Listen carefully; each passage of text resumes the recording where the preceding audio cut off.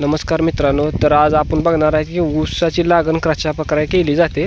तर ऊसाची लागण ही दोन प्रकारे केली जाते. एक रोपे लावून आणि एक की अशा कांड्या तयार करून डायरेक्ट रानात लावणे. हे पूर्ण शेत जे आहे, जे 1 एकरचं पूर्ण रान आहे आणि याच्या आपण माती बघूया की रान कशा प्रकारे आहे.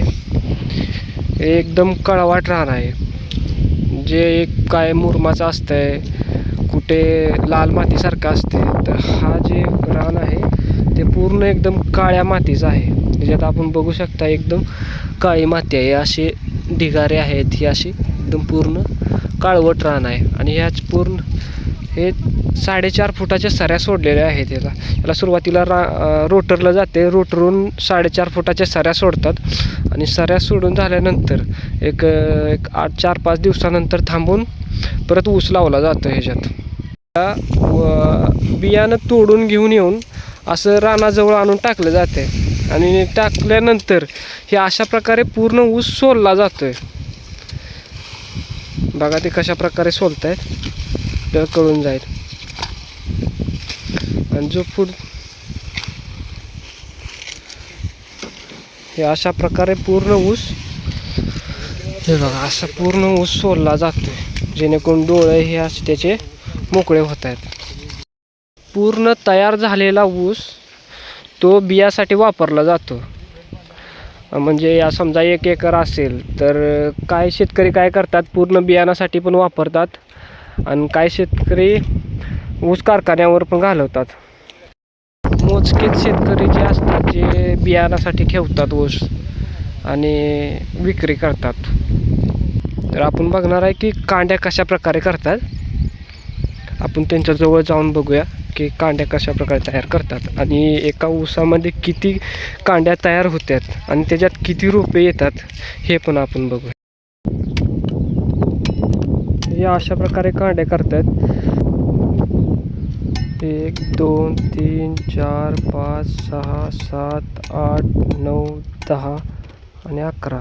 म्हणजे एका ऊसामध्ये 11 कांड्या तयार होतात. तर त्याच्यात सरासरी एका कांडीमध्ये 2 कोंबे असतात. तर 2 कोंबे म्हणजे 11 दूनी 22, म्हणजे एका ऊसामध्ये 22 रोपे तयार होणार.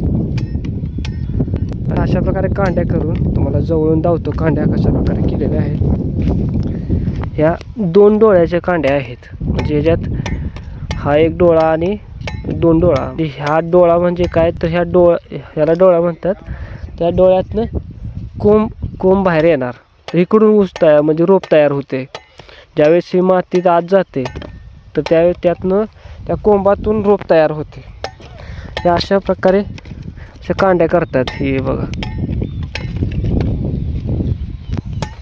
तर आपण पुढं ते लावतात कसं हे पण बघूया. तर हे बघा, आता कांडी भरतायत. हे जे कांडे केलेले आहेत ते कांड्या पाठीमध्ये भरून घेऊन जाणार. बघा आता कशा प्रकारे रस्ता आहे, एकावर एक ठेवून, जेणेकरून जास्त कांडे त्याच्यात बसावं.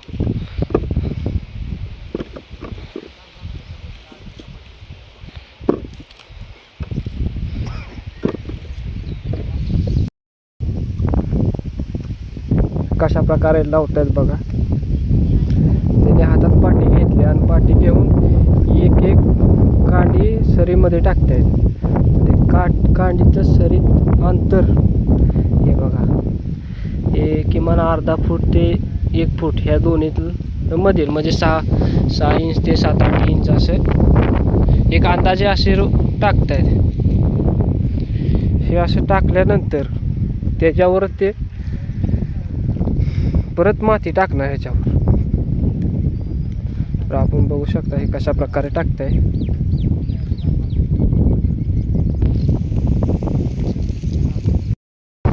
ते टाकून झाल्यानंतर परत माघारी येताना, रिटर्न येताना तसंच ते परत पायानं मुजवत येत आहेत. म्हणजे जाताना असा ऊस कांड्या टाकत जाणार आणि परत माघारी येताना ते मुजवत येणार. म्हणजे एका फेऱ्यातच दोन्ही काम पूर्ण होत आहेत. आणि परत माघारी आल्यानंतर तो परत आणि ऊस भरणार पाठीमध्ये आणि परत दुसऱ्या सरीमध्ये टाकत जाणार. तर आपण बघू शकता पायानं ते कशा प्रकारे मुजवतात. बघा थोडीसुद्धा कांडी बाहेर अशी उघडी दिसत नाही, जेणेकरून जे पूर्ण असं मातीनं झाकून जाते आणि पाणी सोडल्यानंतर पूर्ण एकदम भरून त्याच्यावर माती टाकली जाते. तर बघू शकता आपण कशा प्रकारे हा ऊसाची लागण केली जाते. हे चौघेच आहेत, हा एक आहे आणि तिकडे तिघे जण आहेत. इकडे एक आहे आणि तिकडे 2 आहेत. तर हा एकटा कांड्या करतोय आणि जे ते तिघे जण आहेत जे कांड्या केलेल्या आहेत ते घेऊन जात आहेत आणि लावत आहेत. हे एकर पूर्ण 4 जण लावणार. हा लावण्यासाठी खर्च हा एकरी 6,000 रुपये येतो. बियाणाचे वेगळे आणि लागणीचे वेगळे. तर हे लावण्यासाठी हे 6,000 रुपये घेतात. हे 4 जण आहेत. हे पूर्ण 1 एकर एका दिवसात आता लावून जाणार. हे सकाळी आले असतील आणि दुपारपर्यंत लावून जातील. पर पर्सन असणे 1,500 रुपये तरी किमान भेटणार. 6,000 म्हणजे 4 जण आहेत म्हणल्यावर 1,500 रुपये भेटणार.